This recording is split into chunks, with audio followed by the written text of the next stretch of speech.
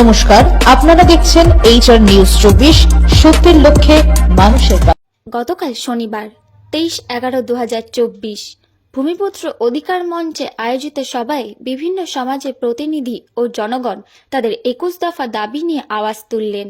শনিবার বাউরি সমাজ, গোয়ালা সমাজ, ভুইয়া সমাজ, ডোম সমাজ, বাগদি সমাজ ও আদিবাসী সমাজ মিলে ইসিএল কুনুস্তরিয়া এরিয়ায় পরাশিয়া এজেন্ট অফিসের কাছে এক বিশাল জনসভার আয়োজন করেন। এই সভায় বিপুল সংখ্যক স্থানীয় মানুষ অংশগ্রহণ করেন এবং সকল সমাজ তাদের দাবির সাথে একাত্মতা প্রকাশ করেন। বিশেষত অধিকার ও সমস্যাগুলো তুলে ধরতে এই সভার আয়োজন করা হয়। তাদের 21 দফা দাবির মধ্যে প্রধানত এলাকার কর্মসংস্থান, ভূমি অধিকার, সামাজিক নিরাপত্তা এবং মৌলিক সুযোগ সুবিধা সম্পর্কিত বিষয়গুলি অন্তর্ভুক্ত ছিল। সবাই সকল বক্তারা সমাজের অধিকার ও অধিকার আদায়ের সংগ্রাম জোরদার করার আহ্বান জানান এবং তাদের দাবির প্রতি অবিলম্বে ব্যবস্থা নেওয়ার জন্য প্রশাসনের প্রতি আহ্বান জানানো হয়।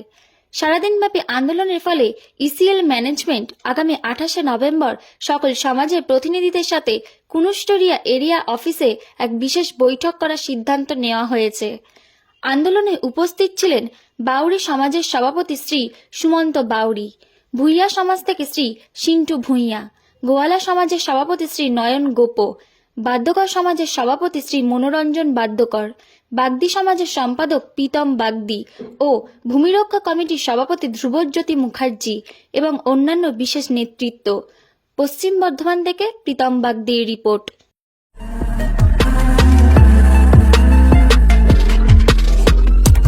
নমস্কার, আপনারা দেখছেন HR নিউজ 24, সত্যের লক্ষ্যে মানুষের পাশে।